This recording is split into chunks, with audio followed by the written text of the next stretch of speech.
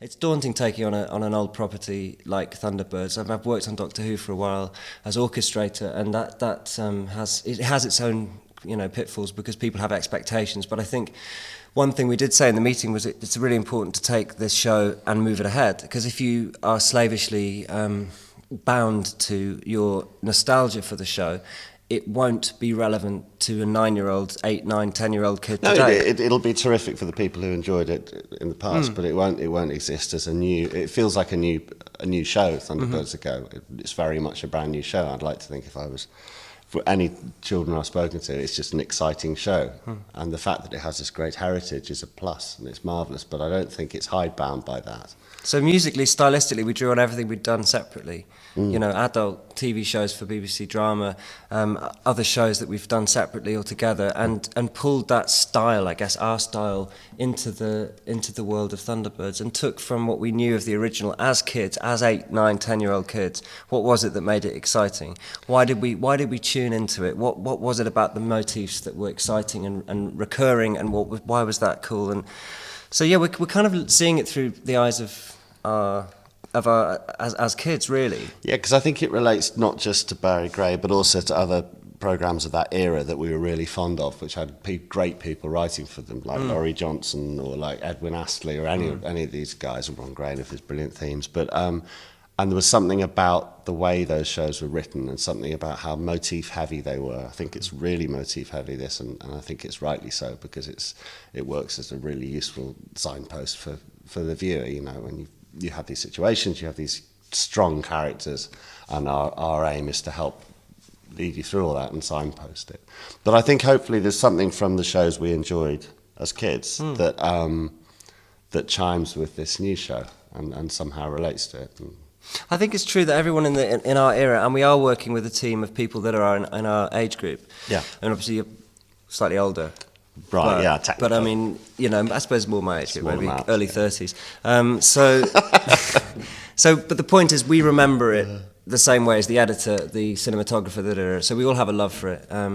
It's an interesting, it's been a really rewarding experience, and has told us a lot about what we like as musicians and composers, and why we think, and actually we've learned a lot about what works. Often in drama you're asked to do something very slight, something that tips the scene a certain way, but only very slightly, and it can't be too much, and that's a modern technique of scoring. But when you're asked to take a disaster scene with a crane falling on people, and there's Thunderbird 2's flying, and it's just great, because you just kind of go, yeah! It's massive, exactly. It's massively expansive, and it's huge, and the emotions are huge. And I think we've been very lucky, actually. We were encouraged to give full rein to that.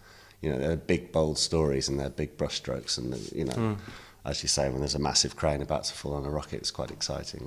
And the warm moments, because there's a warmth in this show, which I think is a lovely move, and possibly more so than in terms of the characters than in the original. I think so, yeah. I mean, it's about brothers, it's about family, it's about a family unit that isn't complete, because the mother, in this case, the Tracy's mother, isn't around, and the dad is missing in action. In this version of the show, the Jeff is missing, the father is missing. So it's how do these brothers get together and support each other through life-threatening situations, and come out the other side smiling, And so that, I think, has a valuable message to teach to kids, which is great, and also gives us the opportunity to do something musically genuinely heartfelt and emotional without being slushy, but actually feeling some connection with the idea of it's a family unit. It's lovely. It's good. Yeah. The best note we got from our producer was, don't use guitars. We put guitars in one thing.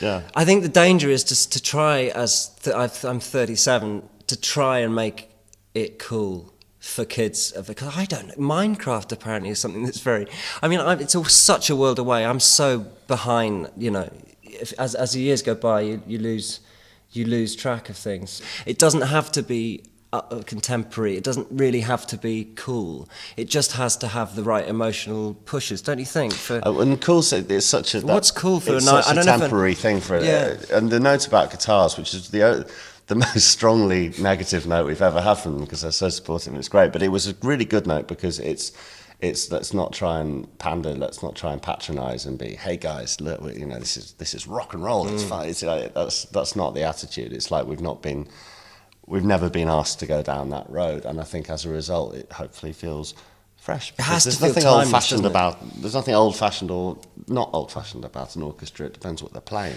Well, about 8 or 9 years ago, there was a resurgence of what I would call classic TV music in the work of someone like Michael Giacchino, who wrote scores for Lost and those amazing shows. And he's a massive advocate of people like Jerry Goldsmith, the TV composers of the US in the 60s and 70s, and there's an immediacy to that sound, that orchestral sound, and an excitement, and that's been knocking around for 8 or 9 years now. I just don't think kids are that attuned to. I mean, they don't know what the 80s were, let alone the 60s, you know. Yeah. So it doesn't feel old-fashioned to them because they've only just heard it recently. To us, it feels like period. We'll do things that will sound period. We'll use certain samples. We use a lot of synths as well as the orchestra, and they're synths which are 30 or 40 years old because to us they sound like space. And I guess that's because we were told that sounded like space the first time round in the 70s. That's how this stuff comes back. Yeah. Is a kid of 8 watching it now doesn't have to know where that came from. It might be interesting, but it's not relevant. It But just listening- sounds like something that's going on now, hopefully. So I think the danger is to try and do something that's, you know, like way cool. Because with the best will in the world, at my age, I'm not going to come up with that. Really. Come on. Well, Still got it. so I've still got the Yeah. finger on the nub of youth.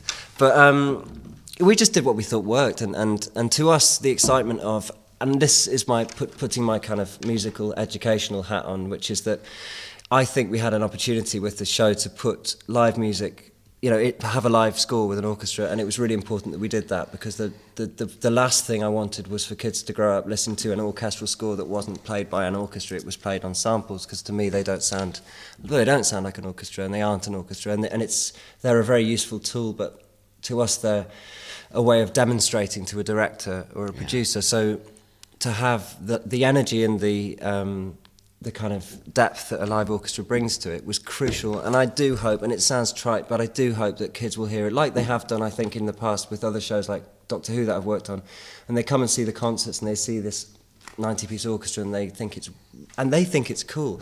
I'm glad that can be cool, you know. It's like, look, it's a French horn, it's playing really loud, and Doctor Who's running around with a Dalek. Yeah. That's cool. Yeah, because that's a great way of getting kids into music.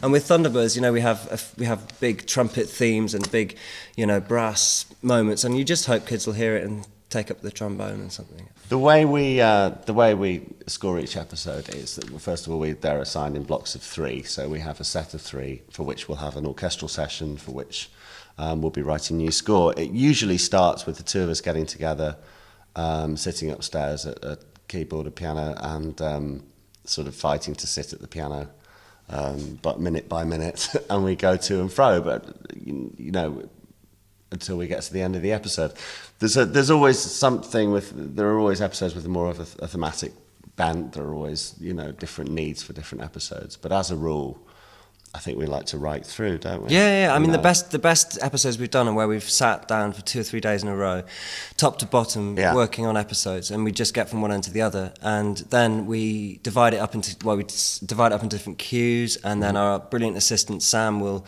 transfer the piano sketch that we've done to a Sibelius score, which I will then orchestrate. Meanwhile, Nick will take the cues and produce them in the sense of adding electronic elements, drums, any other bits and bobs.